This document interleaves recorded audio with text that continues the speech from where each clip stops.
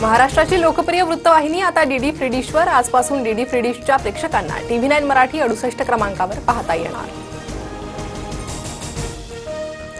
बीड कारागृहात कराड आणि गित्ते टोळीत मोठा राडा। महादेव गित्ते आणि अक्षय आठवलेकडून वाल्मिक कराड आणि सुदर्शन घुलेला चोप।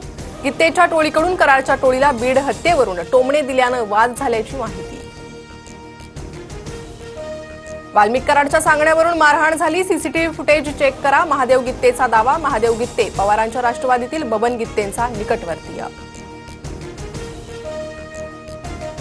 महादेव गित्तेची बीड जिल्हा कारागृहातून छत्रपती संभाजीनगरच्या हर्सुल कारागृहात रवानगी। इतर 4 आरोपींनाही हर्सुल कारागृहात आणलं। माझ्या नवऱ्याला मारहाण झाल्यावर रुग्णालयात न नेता दुसऱ्या कारागृहात नेलं। मारहाणीत अक्षय आठवलेचंही नाव होतं, मग त्याची दुसऱ्या कारागृहात रवानगी का नाही? यामागे नक्कीच काहीतरी प्लॅनिंग। महादेव गित्तेची पत्नी मीरा गित्तेचा आरोप। बीड जिल्ह्यातल्या कळंबमध्ये मनीषा बिडवे नावाच्या महिलेची हत्या। डोक्याला मार लागल्यानं महिलेचा मृत्यू झाल्याचं पोस्टमार्टम रिपोर्टमध्ये समोर। तर 5 ते 6 दिवसांपासून महिलेचा मृतदेह घरात पडून होता। संतोष देशमुखांना अडकवण्यासाठी तयार केलेल्या कटात कळंबच्या महिलेचा संबंध नाही। अंजली दमानी यांच्या दाव्यानंतर DYSP संजय पवारांची माहिती। प्रकरणाचा अधिक तपास सुरू। प्रकरणात धनंजय मुंडेंचं नाव येऊ नये म्हणून कळंबच्या महिलेचं प्रकरण दाबलं जात आहे, अंजली दमानी यांचा आरोप। महिला मृत्यू प्रकरणी मस्साजोग ग्रामस्थ आज कळंब पोलिसांना भेट देणार। हत्या प्रकरणाला वेगळं वळण देण्यासाठी संतोष देशमुखांचा मृतदेह कळंबकडे नेला होता, मस्साजोग ग्रामस्थांचा आरोप।